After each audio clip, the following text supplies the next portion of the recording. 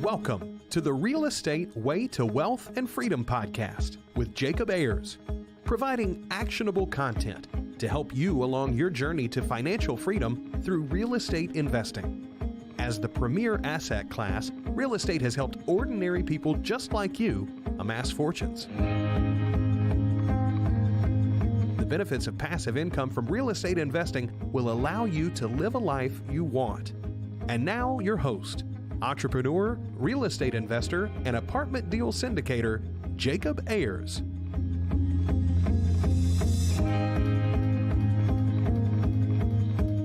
Hi, and welcome to the Real Estate Way to Wealth and Freedom podcast, episode 216. Hi, I'm your host, Jacob Ayers. Thanks so much for tuning in to this week's episode. I'm so glad you're here. Today we have a special guest, and that is Mr. Rodney Miller. Now, Rodney is a Texas native, but is currently living and doing business in my home state of Oklahoma, specifically the Oklahoma City area. Now, Rodney has owned and operated a wide array of businesses, ranging from a chain of medical practices to a music rehearsal studio, and of course, his current real estate holdings company, which is what we're going to touch on today. Now, Rodney's real estate business owns and manages over 100 single-family homes, commercial investments, and multifamily properties. And Rodney has recently transitioned into multifamily syndication, where he's done his first deal there in Oklahoma. So I'm excited to talk to Rodney today about the ins and outs, the challenges, how he was able to do that first deal with his group. So it's going to be a fun conversation. So without further ado, let's jump into this week's episode.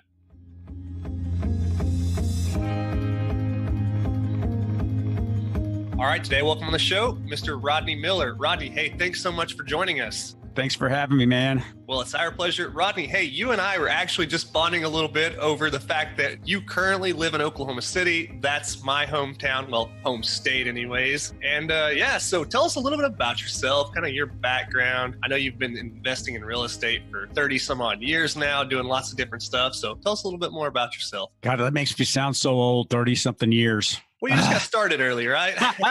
I think I started in 2003. So maybe 25 years? Yeah, don't date me. I'm not that old. I'm getting that. So yeah, my background is I went to North Texas State University, which is what it was called back then. It's University of North Texas now. Got a degree and went and got a job as a claims adjuster and did that for a few years and literally hated it. To stand working in a cubicle just drove me nuts. And I started looking for my exit plan early on. And I was able to find a chiropractor getting out of school and partner with him. We bought a chiropractic clinic and I ran the business part and he cracked the bones. And then I bought him out a couple of years later. And then we grew that to a medical clinic with some medical MDs and medical doctors in multiple locations. And that's what I have today. I still have that. But a few years ago, not a few years ago, 2003, I decided I was almost 40 years old and needed retirement or needed something to help fund my lifestyle later on in life. And so decided I need to go into real estate. And that's probably the best path to getting what I needed to retire. My dad retired at 55. And so I was 40 years old and just kind of had a little meltdown, kind of freaked out. I didn't have any exit plan. So I started buying single family houses back around 2003, flipped them, wholesaled, did some lease options, contract for deeds, stuff like that. Wasn't a very good wholesaler. I was a good wholesaler, but it was just like a job. You know how it is. You just having to find your next deal. And right. It's not investing. It's really not. No, it's a job. Did that for a few years, and I wish I had those houses back because I must have wholesaled 200 houses, in a 5-year time frame. So I was pretty big, but it was a job. Decided to start holding properties, started holding rentals, and got my IRA juiced up. I got a Roth IRA that buys houses. And so between those two, we got about 105 houses right now that we've put on really short pay downs, 5, 7, 10-year mortgages. And so not a huge source of income for me, but just really low leverage stuff where we're really paying this debt down fast. And someday maybe I'll sell it all off and roll it into multifamily or something. But so we got those houses. I still have the clinic that provides me the good income. The houses are paying down and really we're starting to become free and clear with all of our properties. And so my next step is to figure out what to do with those. And recently, the last 2 years, I decided I want to get into multifamily. I was always scared of multifamily because it's so big. The numbers are big and you just think that's for the big, sophisticated investors. I think a lot of people go through that. There's like, it's single family houses is not a scary thing. You can rent to repeat. They're not big numbers. You can concentrate on one little project and this little project. If it gets out of hand, it's not going to wreck you or anything. Yeah, right. multifamily, you think, man, this is just a whole nother animal. And I just don't. But I read a couple books and it was like, it's not a big deal. It's like, there's a system for this. And if you follow the system and you really educate yourself, you can do that just as easy as you can do single family homes. And so I started looking into that, studied for a year or so, went to some seminars, traveled around the country, listened to other people, hooked up with a mentoring group out of Dallas. Started meeting people in the business, started forming alliances and partnerships, started talking to property management companies, brokers, and got our first deal. You saw the prior deal. We bought, well, I had a deal in Dallas that went south because it caught on fire, but that was last July. Wow. Sounds like a story. Yeah. Okay. Yeah, like 80 something units. It was a value add property. Me and two other partners bought it, and we were going to buy it, but like 2 weeks before closing, caught on fire. We couldn't work out the details with the seller, so it fell through, and we had to refund our investors all their money and stuff. It's kind of a nightmare. But we just closed our first deal, 100 units in Pryor, Oklahoma, and a lot of people are like, "Why would you buy something in Pryor other than Rocklahoma's there?" If you know about Rocklahoma. Yeah. But Google just put a large data center there a few years ago, and they're investing $2 billion in this little bitty town. And so the town is just exploding, and they're going to build some Class A multifamily, 100-house complex there, with some retail. And so the little town, every house is full.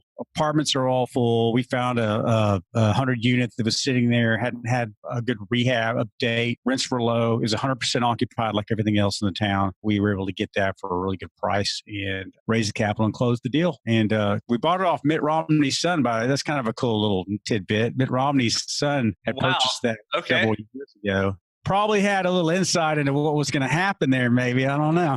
But, so I think he made out pretty good, and we got a good price. We were happy. So one thing you said, I just kind of want to highlight on here. I think it's a little bit interesting to see your perspective as a guy who had so much experience in the single home space. You had over 100 single family homes in your portfolio, had wholesaled a couple hundred more, but here you are, still had that kind of trepidation, that fear about transitioning into multifamily because, like we said, the numbers are bigger, the deals are bigger and scarier, or they may seem that way, right? And so it just kind of shows, like, no matter how much experience you have, you're always going to maybe have that fear, that second guessing yourself going to the next level. So kind of talk a little bit about that mindset, how you made that transition from single family to multifamily. Sure. I found as I get older, you always think as you get older, you want to work towards retirement and slowing down. But as I get older, I feel like I've got to push myself and always stay a little bit uncomfortable, because if I'm not uncomfortable, I feel like life is getting ahead of me. If I'm uncomfortable and I'm pushing myself into areas that I don't understand, I'm having to keep my brain sharp and really study up on things, and it takes me to a new group of people. I just like to push myself a little bit. And so multifamily was naturally the next step for me. I was looking at commercial in general, but that always intimidated me. But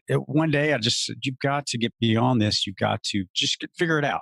The first step was just read a couple books on it. See if it's really as scary as you think it is. And after that, after reading a couple books, it was like, there's a system for this. It's not as scary as you think it is. And so then next step is meet some people. Let's meet some folks. And so I started putting out there, I want to meet some multifamily people. My banker told me he knew a guy that was doing multifamily and syndicating deals here in town. And so I went and had lunch with him, and he's a super nice guy, and took me into the main office of one of his complexes and showed me the books and how things run. And that was a pretty big deal. And so basically, if you're scared of something, it's because you haven't been educated on it. Just learn what you're scared of, and it won't be scary anymore. And that's the approach I took. Yeah, sure. I think this is I don't know if I'd go so far as to call it a character flaw, but something I recognize about myself is if I can't really foresee the entire process from start to finish, I'm always a little hesitant to get started. Like, I want to know, like, step by step how this, whatever it is, going to play out, right? And with multifamily, you got to spend some time educating yourself, but you also have to realize that you're going to have to learn by actually doing it. So you have to take those steps and kind of jump in and get started, because you don't know what you don't know until you get into it. Exactly. And so I'd say single family is easier. I mean, multifamily just takes a little more. You're going to get your pencil out. You got to learn a little bit about math. You got to learn about spreadsheets and be able to, and I'm not a numbers guy at all, but you kind of learn how to analyze deals, because they're larger deals and there's a bunch of moving parts, and you just got to learn to look at that and the key numbers to look at. And once you learn that, and I analyzed deals for a while, but I learned really quick that I just don't like analyzing deals. So the next thing to do was find a partner that likes to nerd out on numbers. There you go. Okay. I got a guy in Dallas. We're partners, and he loves spreadsheets. So when brokers send me deals, I go out and meet brokers all the time. They send me deals. I just forward them on to him, man. He throws in a spreadsheet and thumbs up or thumbs down. And if it's good, we'll pursue it. So I'm just kind of filled that little gap there. So you don't have to be a numbers person. I kind of understand the basic numbers of multifamily and commercial real estate in general. There's some good points I want to touch on, but I'd also like to kind of talk about these two deals. You mentioned this deal in Dallas, the fire before the closing. So I'd like to talk about that. Maybe not such a great deal. And then this prior deal. So kind of walk us through both of those, just high level. What were they? How'd you do them? Just walk us through the details there. Sure. So the Dallas deal, two guys brought that to me because they needed more net worth on their resume for the lender. I had met them a few times at some real estate conferences. We'd hit it off. We felt good about each other. So they brought it to me, and they'd already done a lot of the due diligence. So that was a pretty easy deal. I went and checked it out. I liked the numbers. I said, I'm in. I can raise some capital for the deal. So that was another piece of the pie if they needed. So I came in on the deal. I can't remember the exact numbers. It was like 4 million, 4.5 million. I think we had to raise 1.4 million. It's close to 1.5 million. So we raised the money. We had our due diligence. It was going to go forward. And then the boiler caught on fire like 2 weeks before we were supposed to close on it. Oh, man. Took out the boiler, which we were going to replace anyway because it was old, and the chiller, and then 1 or 2 apartment units got smoke damage. Nothing serious. It wasn't a really bad deal. So we went to the sellers like you usually do, and we said, hey, just assign us the benefits, and we'll be happy to move forward and close this deal, and it'll be easy, and nothing will change. And then the sellers started getting kind of squirrely with us. First, they said, well, we want to handle the insurance claim and we want to fix the problem, but you guys go ahead and buy it and then we'll fix the problem after you buy it. We're like, that doesn't work for us. Yeah. So tell us really quickly, how do you go to the seller mid-contract and say like, hey, things have changed. Obviously, the boiler, the chiller all caught on fire, damage. How do you negotiate with the seller when you're in the midst of a contract like that? Well, we had attorneys. Attorneys went back and forth. Then brokers started talking, and they handled we didn't directly communicate with the sellers, but we went to our mentoring group and said, hey, because several people had experienced this before. And that's the beauty of having a mentoring group and a group of investors and people, anything you're in that you can rely on to give you some feedback. But this had happened before. And everybody's like, the deal's changed. There's a fire and they just need to assign you the insurance benefits. You move forward to closing and then you fix the problem and no big deal. But they weren't willing to do that. So we went back to them and said that was our preference. They wanted to fix the problem. Well, we learned later that they wanted to put they could fix the problem. They learned and put an extra $100,000 in their pocket. That's what they were. And it's a $4 million deal and they're trying to save $100,000. But so they weren't budging on that. And we weren't comfortable letting them fix the problem after the fact because we were not in control. You have no guarantee that they're going to fix it to your standards or fix it at all, right? Exactly. So I think the other option was we'll fix it and we'll just push the closing out for another 60 days or something. But we'd already had our investor money for 60 days and we didn't want to stretch our investors out any longer. So we went back and forth for almost 6 weeks. It just seemed to go on forever. And finally, we just had to say, we had a meeting with the partners and basically was like, we've got to give our investors their money back. This is out of our control. We got to stop. And we went and visited the property too. And they had huge generators in the parking lot because what happened is took out a lot of the electricity in 1 or 2 of the buildings. People had to be put in hotels. Vacancy started dropping. They weren't maintaining it. These are out-of-state sellers. When we drove through there, the place was just a mess. And we talked to some residents and they were like, yeah, they're just giving rent away. They're not making us pay this. They were just doing anything to keep people in there. It was just not a good deal. So we weren't going to get a good asset one way or the other. So we basically cut out on the deal. I personally paid my investors 6% on the money that I held during the time I had their money because I felt bad. Some of this was IRA money. Some of this was paid my investors. And then after the due diligence costs and everything we had out, I think I lost $20,000 on my first deal. So yeah. Well, that's not too bad as to what it could have been. And it sounds like it didn't prevent you from continuing on to the next deal. So no, I started looking immediately for the next deal. So so kept looking for deals, had a couple other guys that we've been talking about partnering with. And so we kind of got together. One lives in Springfield. And that's another cool thing. You don't have to partner with people in your area for multifamily. One lives in Springfield, Missouri, and one lives in Dallas-Fort Worth. And so we picked a few areas we would started looking at deals. Got a deal in Pryor, Oklahoma, and that's a 100 unit. It was a $4.2 million deal. Built in 1970, Class C, pretty decent shape. Didn't need a lot of money put into it, very little capital expenditures. We were just going to start fix the exterior, the office, increase the size of the washer and dryer room, and then start raising the rents. And so we already knew we were way below market rent. So not a heavy lift. Now, you and I are probably a little bit more familiar with Pryor than maybe a lot of the listeners out there, but Yes. you might consider your primary, your tier one markets across the country, most people can recognize. You might consider possibly Oklahoma City like a tier two or a secondary market, right? Yes. And then if you're looking at Pryor, it's got to be tertiary, even below that, right? So, it's probably sub-tertiary. So Pryor is about rural area. Yeah, 40 miles east of Tulsa, Oklahoma. And it's known for Rocklahoma, this huge concert they have every year, I guess out in the field. And then I think they had Ozzy Osbourne and a bunch of heavy metal guys there this last time. But Pryor really doesn't have a lot. It's a small town. I think the population is around 20,000 people. Yeah. But Google has put their data center there, and they're bringing in, I think, 400 employees just for their Google data center. Look at Oklahoma pulling a little of that tech sector there. I like it.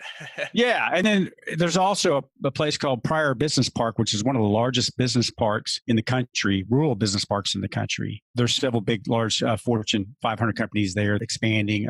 Google bought out the business park has a airport and a runway, and they bought all that land up there, and they're developing all around it. They're building housing and all kinds of stuff for their employees. And so I think it's $2.5 billion they're putting in the infrastructure of that little town. And so everything's full. All the hotels are full. All the houses are people leasing rooms out of their houses. All the apartments were full. So it's not, we wouldn't normally go to an area that small unless it was a super great deal. But this one made a lot of sense just due to the future plans of Google and the growth. And I know a lot of people say don't put all your money into one company that feeds the area, but they're so early on into their plan. We felt pretty good about it. We have a 3 to 5 year exit plan on that deal. So. Yeah. So tell us a little more about the deal. How big is it? Did you syndicate it? How long did it take to close? Just all those kind of details. Okay. So it's a 100 unit complex, 4.2 million. We raised 1.6. I think our CapEx was 400,000. I can't remember the amount of the CapEx. I'd have to look at the numbers. Yeah, sure. Very light CapEx, not a whole lot we have to do to the property. It's brick and in really good shape on the exterior. The grounds look nice.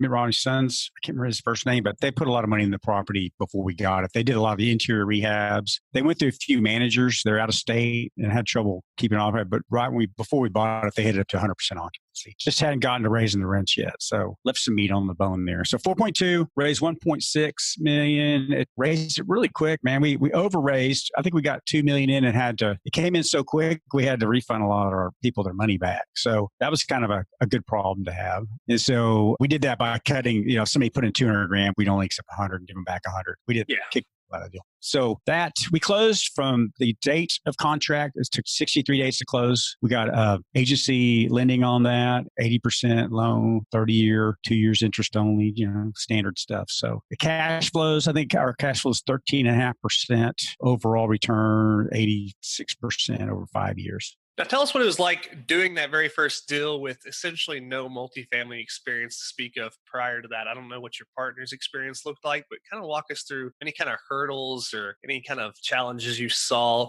either from it was the lender side or investor's side, being taken seriously by the broker or property managers. Just what was that like? Yeah. We leveraged our mentoring group and we brought in a fourth coach who has experience. He owns several large properties in Arkansas, some in Oklahoma. He doesn't do anything DFW. Arkansas, Oklahoma, maybe some in Kansas. But we brought him in just for that experience level so we could hitch our wagon to him. And so he kind of brought in the net worth on the deal, the experience. He knew the lender, Meridian Capital. And so all that went really smooth. I think what really shocked me is the amount of work that goes into putting one of these deals together up front. It's just a 45 days of just craziness, man. Just trying to get the lender satisfied, working with the brokers between the lenders. We had 2 attorneys, our syndication attorney and then our other attorney raising the capital. I handled the capital raise. So I accepted the money from all the private investors, sent them out all their SEC compliance forms, and they would leave one out and I had to get back to, just all kinds of back and forth. It's like a beehive of activity, man. It's just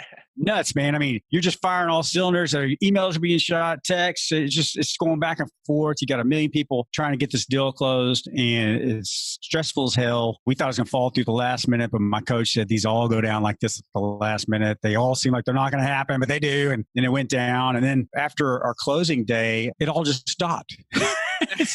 It's like you own it now. Management, Congrats. yeah, management was there on site. They took over. They were ready to take over. They let everybody else go. The regional was there. Everything just from that point on, everything, it was just like a whirlwind. It just stops. And then you got professional managers in there taking over. And now we're meeting with them once a week by phone and looking at numbers and all that. And so I think that's what shocked me the most, all the work that goes into it up front, and then how it just really levels out really quick and stops. And then you're free to go on and find your next deal. That's the beauty of it. You can scale the heck out of these things, man. Yeah, sure. Now I want to ask you a little bit about that property manager, because I've faced some of these issues looking in a little bit more of the rural areas of Oklahoma, not being able to find a qualified property manager or a property manager that specializes in that size of property. So did you experience any challenges there? Did you have to bring in out-of-state property management, or what did that look like for you? No, we used Trinity Property Management, and two of my partners have used them on their properties. So we had a familiarity with them. They're still a fairly small company, but they have assets, and I guess they're not that small. They have assets in several states, but they have a big presence in Oklahoma, Arkansas, Kansas, Missouri. And so a regional provider. Yeah. And so they were really good to work with. The owner showed up and walked the property with us when we were doing our due diligence. We had partners that had prior experience with them. So it wasn't like we were just coming in cold and trying to learn who these guys were all about. So yeah, sure. That helped a lot. And it helped bring in the fourth partner in too, because he had a lot of experience with them. One of these kind of underlying themes I'm seeing here is you're just leveraging all kinds of other people's experience, from partners to coaches to lenders to property managers. So, I mean, obviously it's a team sport, but tell us about how that just kind of really brought the deal together. That's probably one of the biggest lessons I've learned with multifamily. It's a team sport. Single family, you could do it on your own. I mean, of course, you need your attorney and you need closing company and all that stuff. But when you get into multifamily, you really need partners. I mean, I can't imagine trying to get this thing done by myself without my other two or three partners on this deal, because we split it up. I took the money from the investors, and then I did the SEC compliance and dealt with our two attorneys. And then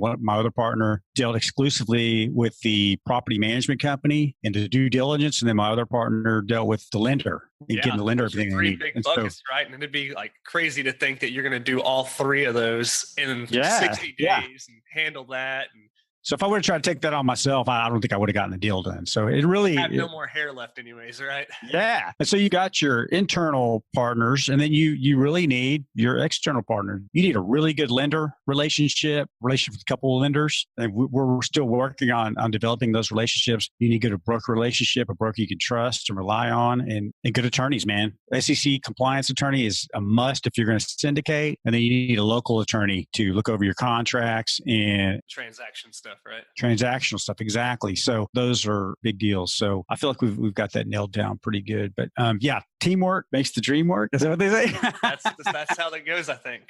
Yeah. So how did you find this deal?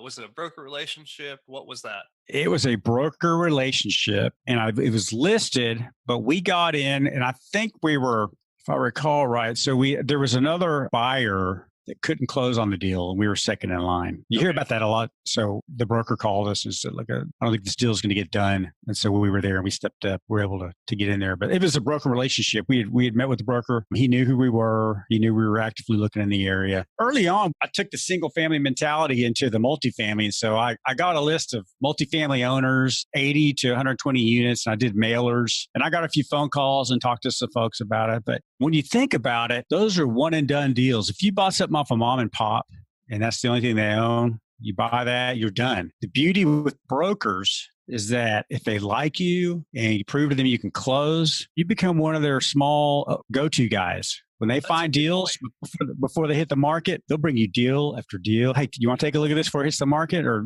hey, let me show you this little pocket listing, man. Let me show you. So you just want to be friends with you might make friendships with these guys and you need to prove that you can close and you do what you say you're going to do. And once those two things come together, then you have an endless flow of deals, man. And that's what's so different about a single family, multifamily. It's that relationship with the broker that will really make or break you. Yeah, awesome. Well, I know you're part of an apartment investing group in Dallas. So kind of talk about how that's really accelerated your growth and been able to allow you to do these deals like this. Sure. So can I mention names? Yeah, please. I mean, I think everybody's familiar with Brad Sumrock. So yeah. Yeah, I'm part of the Brad Sumrock group out of Dallas. And so he's got a large ecosystem. Half the group is passive investors. Half the group is sponsor wannabes or people that wanted to learn the business and learn how to take down a deal. So it's a really cool little group that I haven't seen anything like it. So the thing that really attracted me to that group is that when you find a deal and if you can run it by their team and it checks all the boxes and they like it, then you can push it out to their group and you can usually raise the capital that you need for the deal. And that's a pretty awesome, pretty powerful thing to do. And so I like networking with those people. I mean, there's people coming from all over the country, all over the world. We meet there about once every other month. I'm going to go next Saturday, and we usually take a bus tour, look at some of the new student properties, walking properties, get some education on various things that relate to us, and then go have drinks,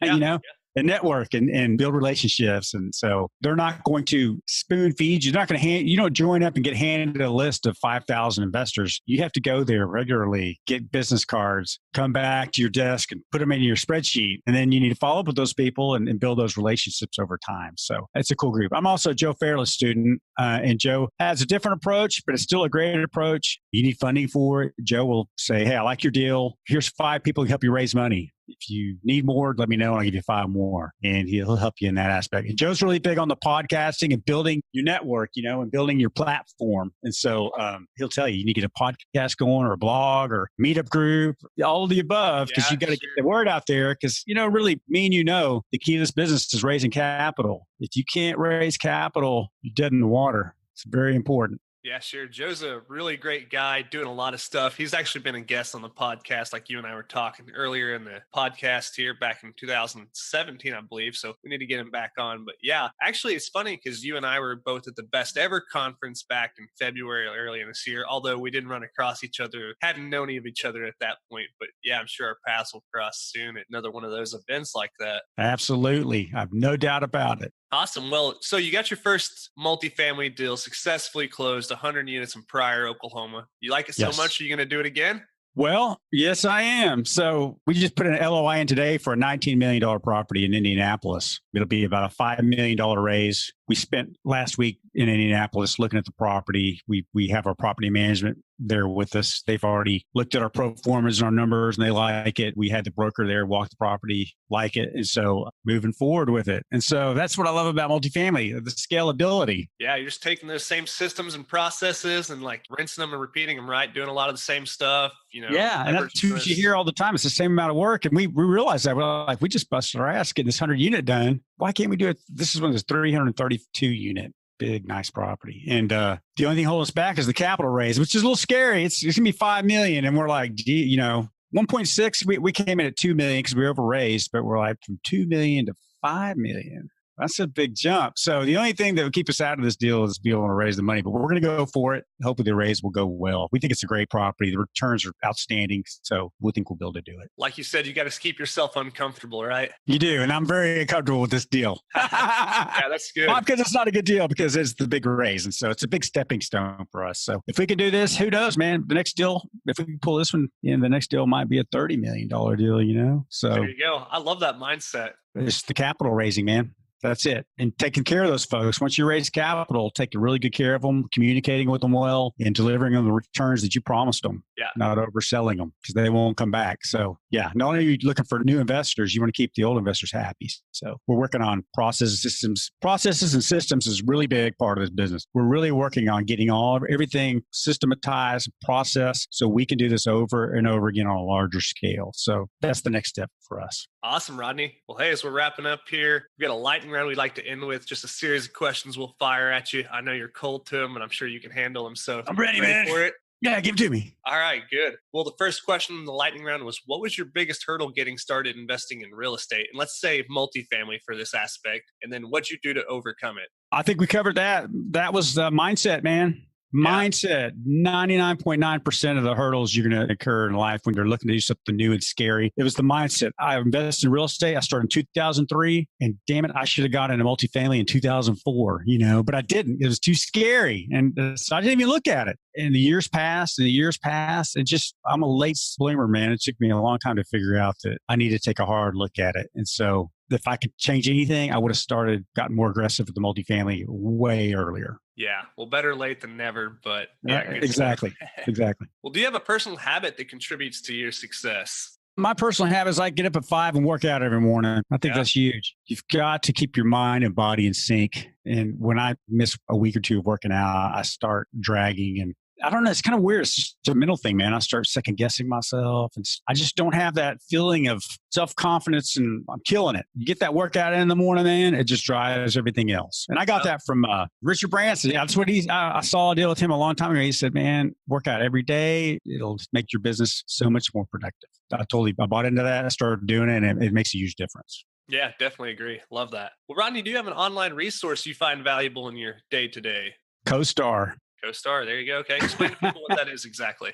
CoStar is the commercial real estate broker's site. That's where they put all the big commercial properties. You don't get those on the regular MLS. Kind of pricey, but not only do you see all the new listings that come out, but they have really good market demographics and financial tools to help you get underwriting reports on any area, submarket, market. Yeah, data analytics, things like that, right? Oh, yeah. So it helps you drill down into your markets, your properties, and see who the previous owners were, how long they owned it, how much they put into it, what the market's doing, what the crime rate is. It does it all. And it's just a really great tool. I think I spend $250 a month for my area. Pricey, but I don't think I could do without it. Not for multifamily. Yeah, sure. Rodney, what book would you recommend to the listeners and why? Millionaire Fastlane. Okay. Have you read that book? I haven't. It's been on my reading list for a while, but that reading list grows and grows. Yeah, and I'm saying that because it's the latest book I read, but I really enjoyed it. Of course, Robert Kiyosaki books are awesome, and I think my next book's gonna be that fake book he just came out with. Oh man,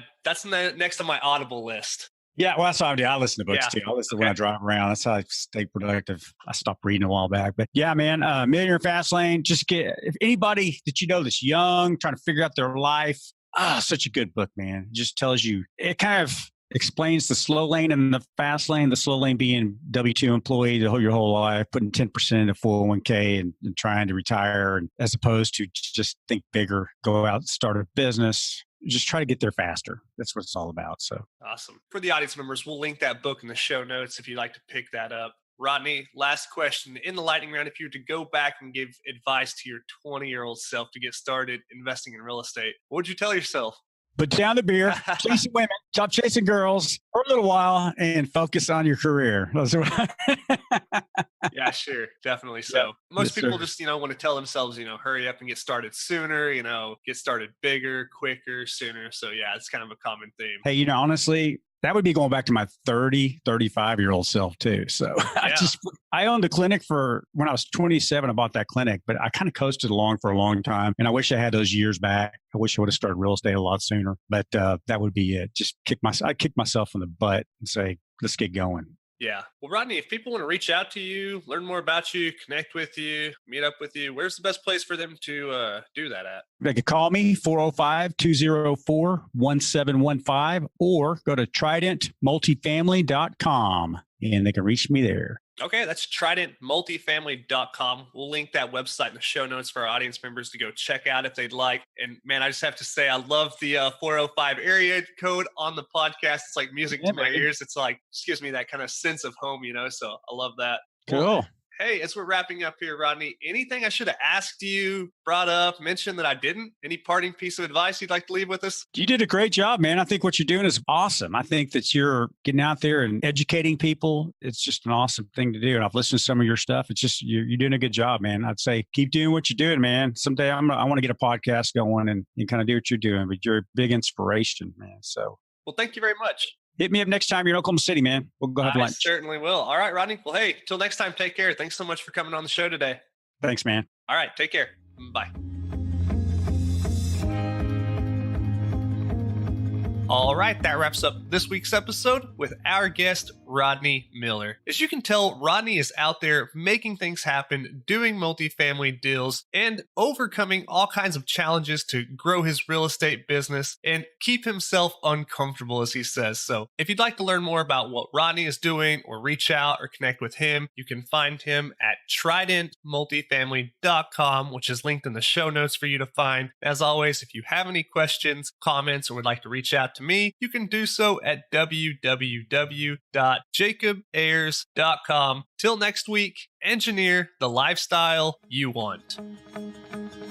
You've been listening to the Real Estate Way to Wealth and Freedom podcast, providing you actionable content to build your real estate empire.